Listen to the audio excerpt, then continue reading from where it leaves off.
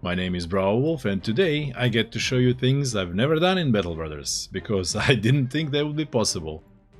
I started this gladiatorial story with Timefoolery, Bosto and Krozak, who were joined by Gardoval and Petey Boy, two recruits with amazing potential for exactly what I needed for my strategy.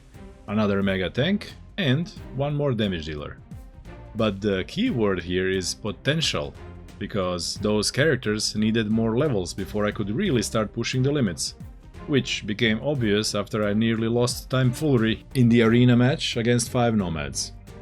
So the plan was to keep levels and crowns coming at a brisk pace, because I was already paying 434 crowns per day, and that meant I would have to take risky but well-paid fights.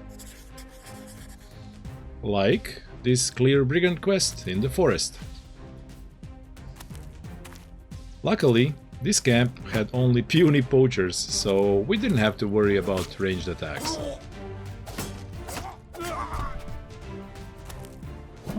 And after Petey Boy broke frontline thugs, Bosto could neutralize the most dangerous raider with a pike. The fight was basically over.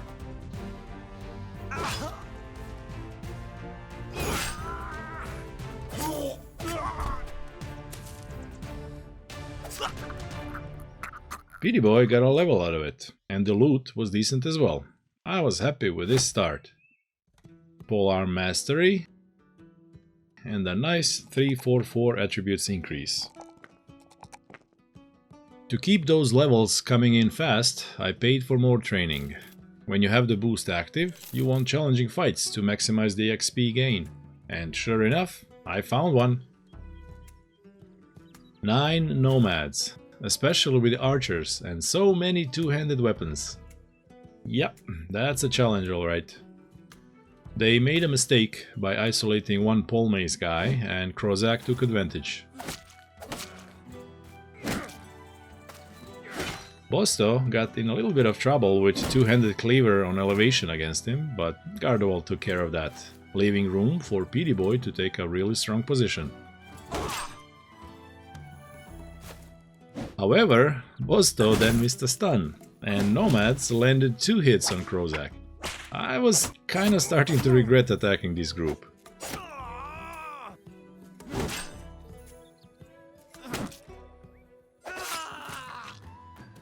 But boys quickly showed me I should not have doubted them. Few dodges, few kills,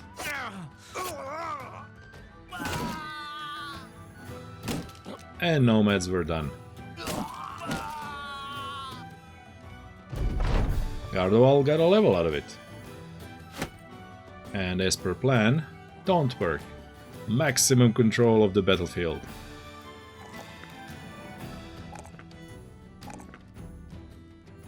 Now, the next group I came across had a lot more enemies, but almost all were cutthroats and slingers. And after seeing how the team handled those outlaws, I asked myself, hey, is this possible? 5 versus 15, here we go.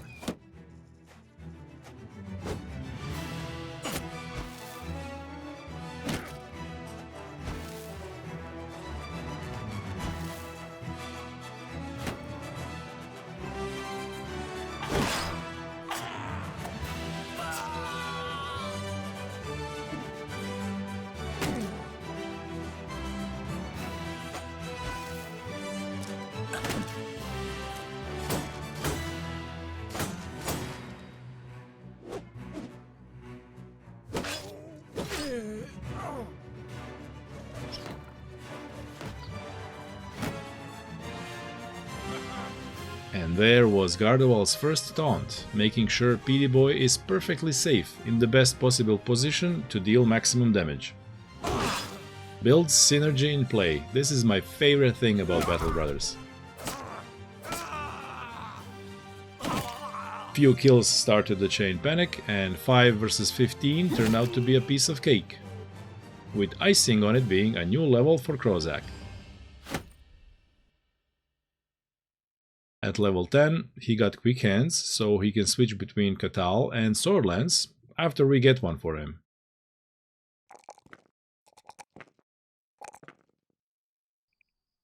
Alright, we came back to Kadim and found arena fight versus 4 nomads. Since we already won against 5, this was a great opportunity to increase the arena fight tally for Gardoval and Boy to get that amazing 10 resolve bonus after 10 victories. Now, I've learned that nomads like to go for a flank if they outnumber you, so I moved Boy back and kept a tile distance between Timefoolery and Gardoval to make it harder for them to go after him.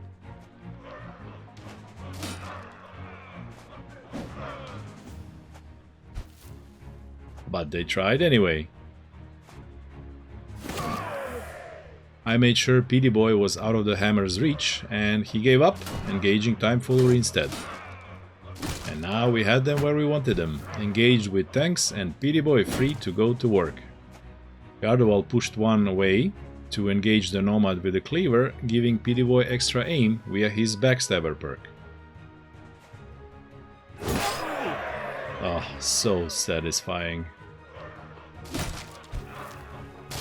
I expected them to break shields, so I brought extra. But it was a puny one, I lost it immediately. The next move was using Indomitable to reduce damage taken by 50%, but this time it was actually not needed, as Timefoolery killed the axe, and PD did the same with the hammer. Game complete, done.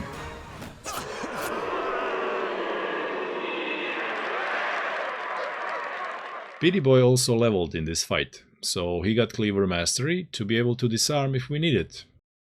And look at that aim, 87 at level 7. Beast in the making. As you can imagine, after all these victories, my confidence skyrocketed, and inevitably, I attacked a group with 16 enemies.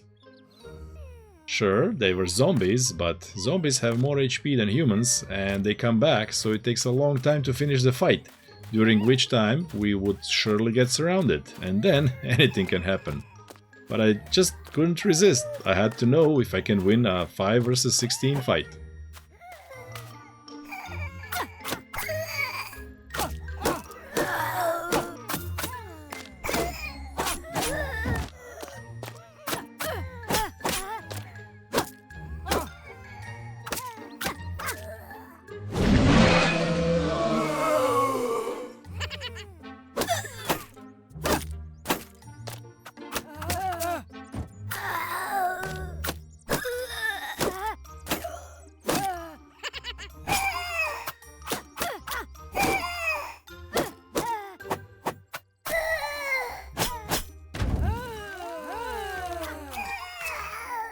Okay, what did we learn from that?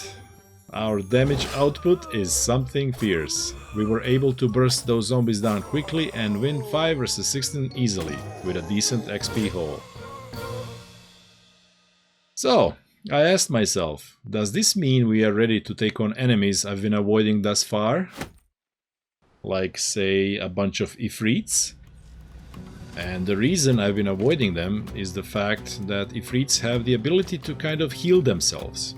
If you damage but don't kill the little ones, they combine into one big one, and the damage you dealt was pointless. So the strategy is to kill one little rock at a time before it has a chance to combine. And I also avoid them because they hit really hard. Gardoval was instantly injured after the big one hurled a little one at him. And see here, Krozak hit the little one 5 times, and then they combined again, making all of those attacks futile. So, all I could do was beat on the rocks and hope they don't land too many devastating hits.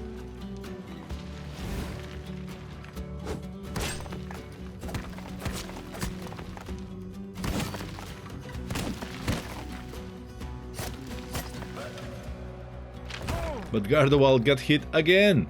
He had 2 injuries and one more hit would kill him.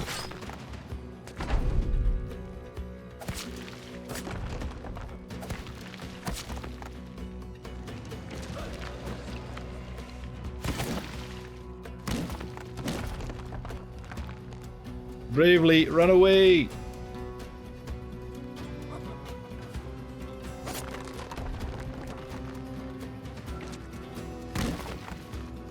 Okay, not without a scary moment, but if reads, conquered.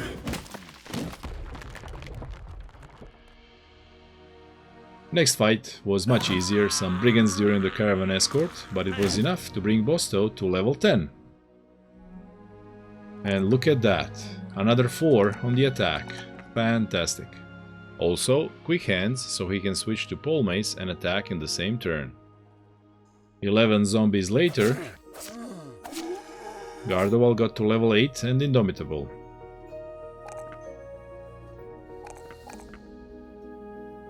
And Petey Boy became nimble. This was an important boost in survivability for both, so I suspected we might take on possibly the hardest fight so far. A brigand camp with marksmen and a leader. Well, they had the ranged advantage. We had to charge.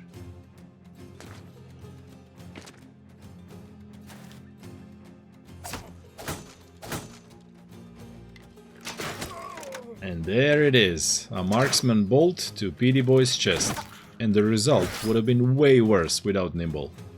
This is basically why I don't bother leveling up ranged defense. Once you have either Nimble or Battleforged with heavy armor, arrows and bolts become largely irrelevant. Sure, a string of hits to the head will potentially kill any bro, but such events are rare, and I don't think it makes sense investing precious attributes points and perks into mitigating something that happens rarely. After you get Nimble and Battleforged, in 90% of battles, ranged enemies might cause a few wounds, but nobody will die, so I never invest a single point in ranged defense on anyone. But let's get back to the fight. Petey Boy was now in trouble, losing armor and hit points fast. He had no tank support, but Krozak has softened this raider enough for a kill.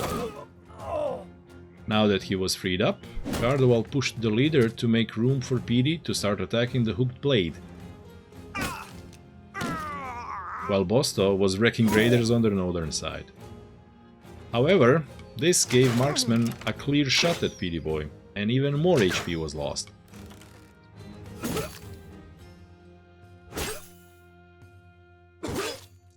Brigand leader rotated to save the nearly dead raider, but since that brought him to Bosto's reach, he switched to the dagger and recovered to be able to use puncture. Petey Boy took cover against marksman behind Gardevoir, but he got hit by the hooked blade and was now in real danger of dying, with all 3 marksmen about to shoot. There is no doubt in my mind, Gardevoir's shield wall saved Petey's life there, so whew! As if he was shaken himself, Petey Boy missed a 95 and ran back to take cover behind a tree, but that absolutely didn't mean he was safe from the next marksman volley.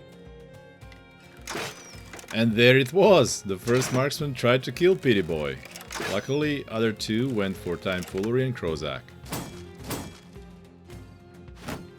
And Petey Boy charged back to fix his mistake of leaving the hooked blade alive. Being the fastest, in the next round Krozak burst 1 marksman down and made another flee. I thought the last one will run away, but nope. He actually hit Petey Boy, leaving him on 11 hit points. I got incredibly lucky there. That marksman had a tier 1 crossbow. A tier 2 would have ended Petey Boy's life, 100%. So, yeah, I learned I can take down a camp like this, but I was way too aggressive with Petey Boy, who is the glass cannon of the team. He has no defenses at all, so something to keep in mind for the future. However, in this fight, we were both lucky and victorious, and we got the heavy armor upgrade for Timefoolery just as he reached level 10 and got Battleforged. Amazing.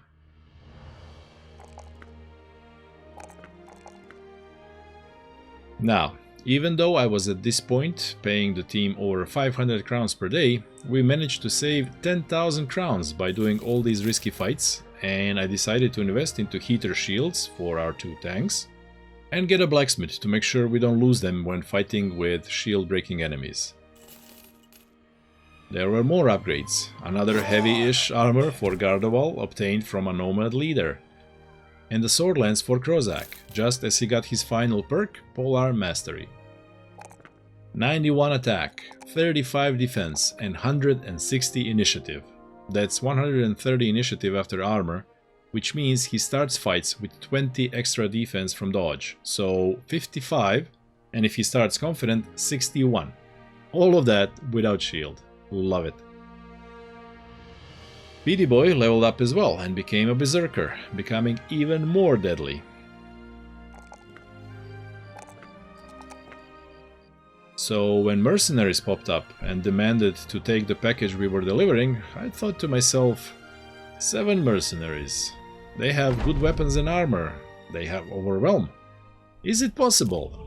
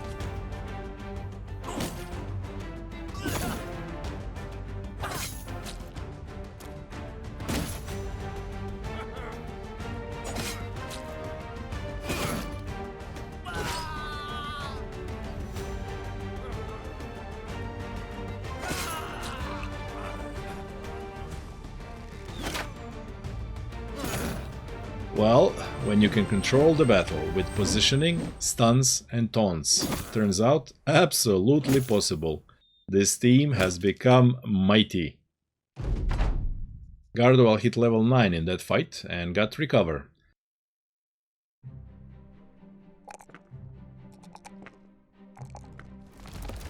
And after a short skirmish with 2 shreds, Bosto leveled up, and with yet another 4 reached 102 aim. 35 defense is pretty great as well, and 122 fatigue is about 15 points lower than I'd like, but I've heard it said you can't have everything in life. As a final perk, Bosto got bags and belts to be able to have many options for the tournament. Timefoolery reached level 11 soon after, and he also got bags and belts to be able to carry more shields than enemies could ever hope to break. His defense actually isn't the best, but with his special perk, which reduces damage after each hit, he's still an amazing tank. Case in point, look at how he made a complete mockery of this brigand leader, while keeping 2 more raiders locked down at the same time.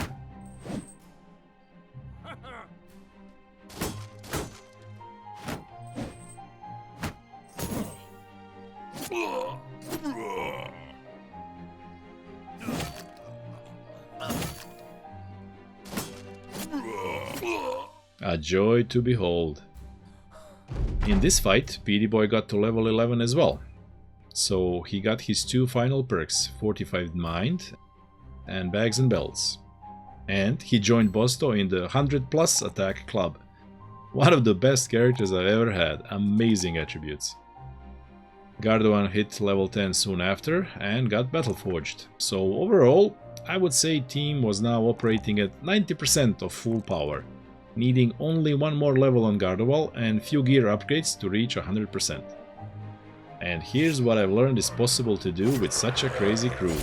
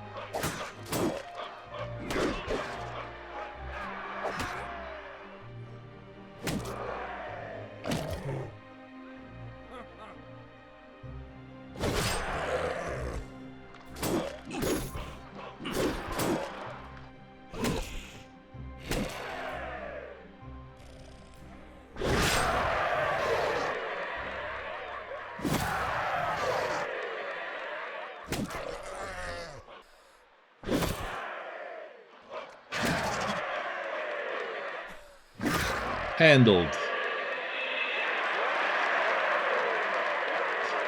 And this was Speedy Boy's 5th arena victory, so he got arena fighter buff. 5 more to go.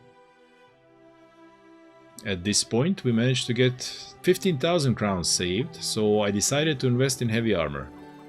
Even though the price is pretty much the same, I chose the southern version with 290 instead of 300 durability. I could have gotten up north, but I wanted to keep with the southern theme. Timefoolery is of southern origin, so he'll be happier in a golden armor, and a happy tank is a better tank, right? Now, remember how we almost lost Timefoolery in an arena match against 5 nomads? We've gotten much stronger since then, haven't we? So would it be possible to beat 7 nomads?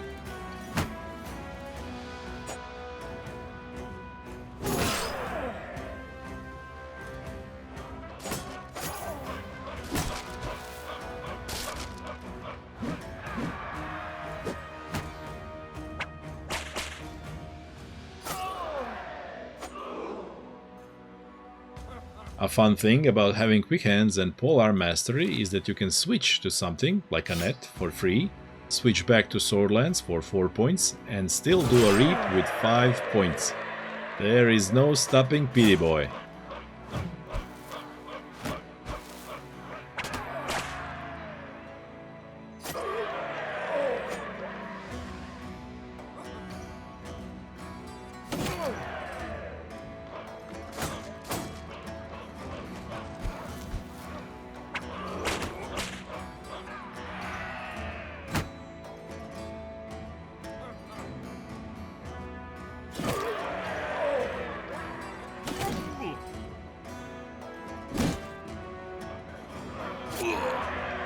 And that was it for 7 nomads. 1145 damage dealt. Petey Boy working as intended. Okay, we've established that we can win arena fights against numerous enemies, like 3 versus 6 or 3 versus 7. But what about fighting only one, but the biggest enemy in the game? Yep. I wanted to know if it's possible to take down a lindworm with only 3 characters. Positioning is key. If Gardevoir can keep both the head and the tail busy, Petey Boy and Crozak will be able to deal damage in complete safety. And look at that, lindworm coming to us exactly as we wanted.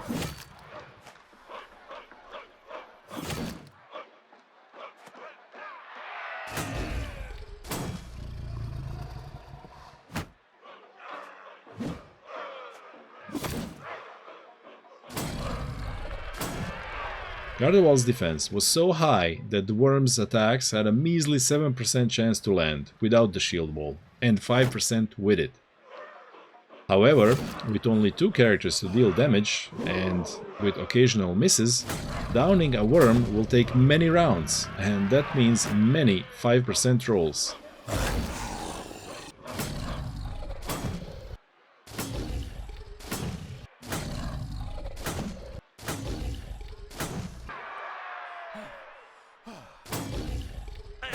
And sure enough, Gardevoir got hit, losing 140 armor.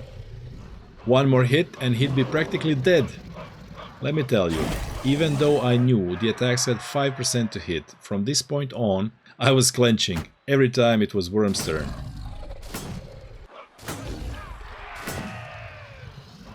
But he only landed that one blow, and there you have it. We took down a dragon with only 3 characters. After that, I felt we were ready for what I believe to be the hardest enemies you can fight in the arena. Other gladiators. I chose to use Gardevoir, as he has actually surpassed Timefoolery in defensive attributes by now, and he still needed wins to get Arena Veteran perk. Not having bags and belts yet meant he could only take 2 extra shields, but I took 2 on Bosto as well, thinking maybe in some crazy scenario I'd drop one on the ground and Gardevoir could pick it up.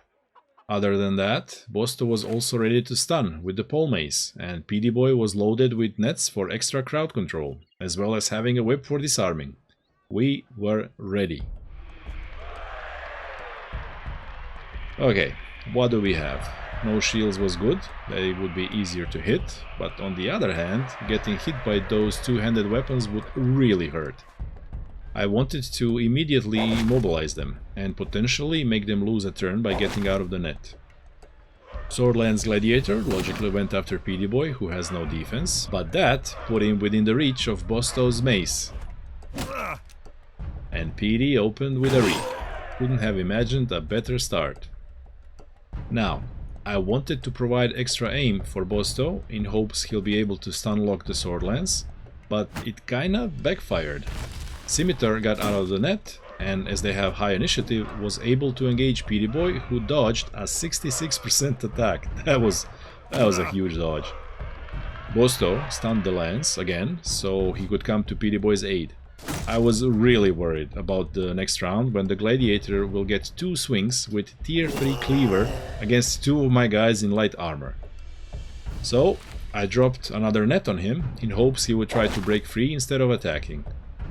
But I was worried that won't be enough, and I risked moving Gardevoir, with a painful result. That was bad.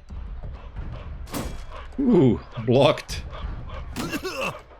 And because net lowers initiative, Bosto was faster than the Scimitar and could stun him.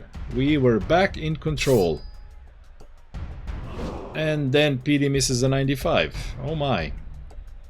Only thing Gardevoir could do was recover, and the only thing I could do was pray the mace doesn't hit him again.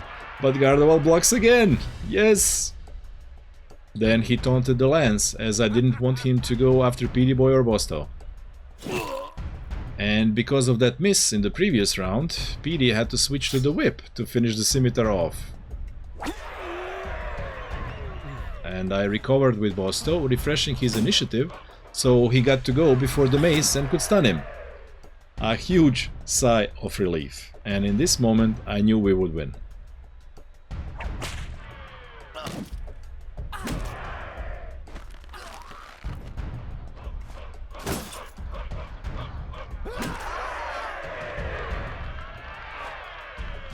So, that was something. But you know what's more scary than a match against 3 gladiators? That same match, but one of the gladiators is a champion. I have to admit, I was scared, but I just had to do it. Even though, as you've seen, all it takes is one hit from a two-handed mace to set off the brown alert. Admittedly, I kinda hit myself with that mace, so let's hope I don't do something like that again. Same team, same strategy. But this time, one-handed weapons and 2 shields. On one hand, less scary than two-handers. On the other, they will be much harder to hit. The Gladiator without the shield was an obvious first target. But Bosto misses a 90% to stun.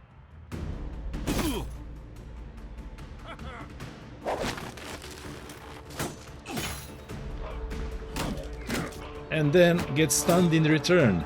Kind of a disaster. 80% miss.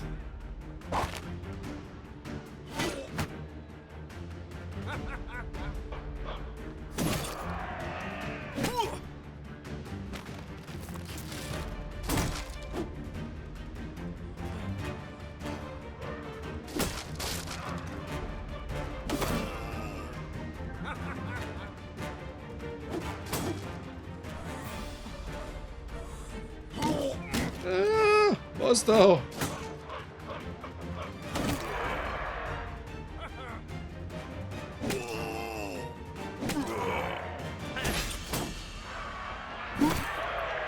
Whew, one down.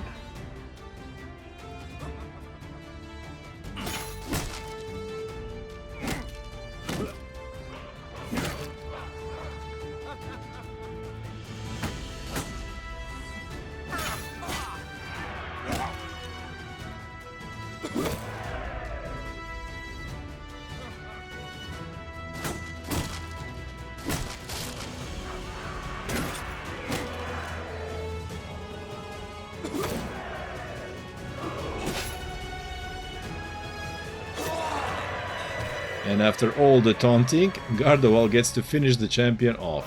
Amazing. After that, Bosto stun-locked the last Gladiator and we won the match without any further drama. Gardevoir leveled up, and that was the last level we were missing in the whole team. 42 defense, that's 67 with heater shield, 84 when shield walling. Gardevoir is a tank. Alright, I have learned a lot about what is possible in Battle Wars with just 5 characters. And now, only one question remains. Can this team win the Gladiatorial tournament? 3 consecutive rounds with no gears repairs and healing between them? It will be a challenge. But that will come in the final episode. Until then, thank you for watching.